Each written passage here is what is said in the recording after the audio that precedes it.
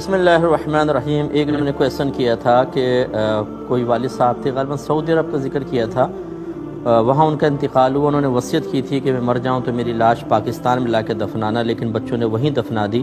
اب وہ پریشان ہیں کہ کہیں ایسا تو نہیں کہ ہم نے بے ادبی کر لی ہو اور والد صاحب تکلیف میں ہوں، اور اس کی ایک علامت ان کو محسوس ہوئی کہ ابھی تک خواب میں تشریف نہیں لائیں۔ پہلی بات تو یہ ہے کہ افضل اور اولیٰ یہ ہے کہ جہاں انسان کا انتقال ہو اسی علاقے میں دفنائیں، کیونکہ جلد دفنا لیں گے، غسل وغیرہ ہوا، کفن دفن اور دفنا دیا، یہ بیسٹ ہے، کیونکہ میت کو جتنا آپ سفر کروائیں گے، جتنا دفن میں دیر کریں گے، اتنے ہی اس کے لیے آزمائشیں ہوتی ہیں اور تکلیفیں آتی ہیں۔ جب آپ یہاں لے کر آتے ہیں تو ایسے تو نہیں لاش کو بھیج دیں گے، اندر سے اس کا پوسٹ مارٹم کیا جاتا ہے، ہر اس چیز کو باہر نکال دیتے ہیں کہ جس کے سڑنے سے فوراً بدن جو ہے وہ سڑ جائے گا، گل جائے گا، تو اندر آنتیں وغیرہ سب سے پہلے نکالی جاتی ہیں، تو پوسٹ مارٹم لازم ہوا۔ اگر مرنے والے کو پتہ ہونا کہ مرنے کے بعد جب میرا پیٹ چیرا جائے گا اور سب چیزیں نکالی جائیں گی کس قدر تکلیف اور اذیت ہو، کبھی بھی وصیت نہ کریں۔ اور یہ عجیب بات سمجھ میں نہیں آتی کہ پوری زندگی آپ پاکستان سے باہر گزار دیتے ہیں، لیکن مرنے کے لیے پاکستان بہت اچھا لگتا ہے۔ یہ کیوں اچھا لگتا ہے؟ پھر آپ وہیں پہ دفن ہو جائیں، کوئی مسئلہ نہیں ہے، اور شرعی طریقہ بھی یہی ہے۔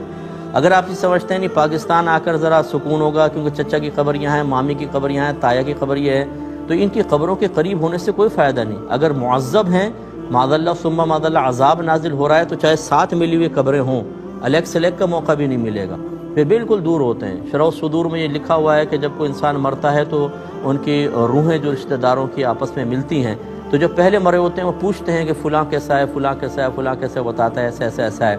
ایک کے بارے میں پوچھتے ہیں کہ فلاں کیسا ہے، وہ کہتا ہے وہ تو مجھ سے پہلے مر گیا، کہ یہاں نہیں پہنچا، وہ کہتے ہیں یہاں نہیں پہنچا، وہ کہتا ہے اچھا اس کا مطلب اس کو عذاب ہو رہا ہے۔ تو یہ تو مطلب یہ کہ یہ سوچنا کہ شاید وہاں جا کر ایسا ہوگا اور راحت مل جائے گی، ایسا نہیں ہے۔ کہیں پر بھی آپ ہوں آپ کی روحیں مل سکتی ہیں، اور کہیں سے بھی دعا کی جائے، ہزاروں میل دور ہوں، دعائیں پہنچتی ہیں، اس کا فائدہ ہوتا ہے، برکت ہوتی ہے۔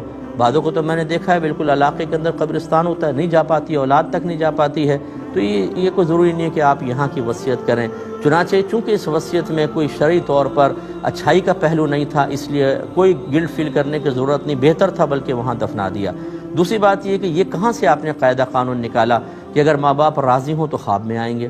کسی کے بعض اوقات پوری زندگی نہیں آتے، حالانکہ انتہائی خوش اور راضی جاتے ہیں، یہ کوئی قاعدہ قانون نہیں ہوتا۔ اس طرح کی چیزیں اپنے معیار نہ بنا لیں، یا لوگوں کے سنائے وہی میں بارہا عرض کرتا ہوں، نہ قرآن ہم سیکھتے ہیں نہ حدیث سیکھتے ہیں، اس قسم کی باتیں ہم پر بڑی اثر کرتی ہیں۔ کوئی محلے کی خاتون آ جائیں گی، بولیں گی کیا تمہارے والد صاحب آئے خواب میں؟ نہیں آئے نا، اس کا مطلب ہے ناراض ہیں تم سے۔ اب آپ وسوسے میں مبتلا ہو گئے، ناراض ہیں تبھی خواب میں نہیں آئے، ناراض ہیں۔